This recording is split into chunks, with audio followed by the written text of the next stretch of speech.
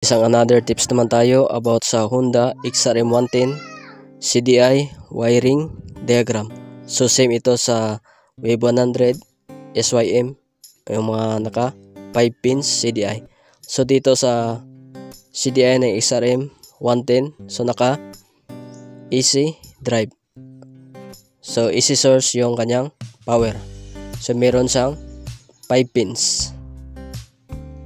So ayan yung sa XRM 110. So dito na pin, ito yung kanyang pulser or trigger. So ang kulay ng wire dyan ay blue na may lining na stripe, yellow. So dito sa bandang ibaba sa left side, so ang kulay ng wire dyan ay green. So yan yung ground or negative ng CDI ng XRM 110.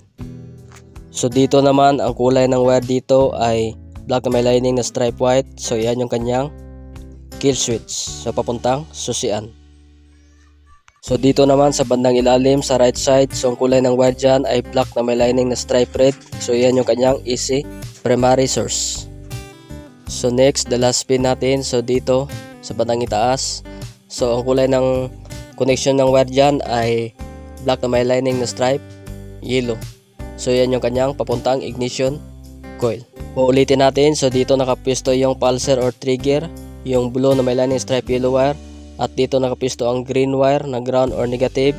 So dito ang black white kill switch nya, at dito ang black na may lining na red, yung AC primary source, at the last dito nakapisto ang kanyang papuntang ignition coil.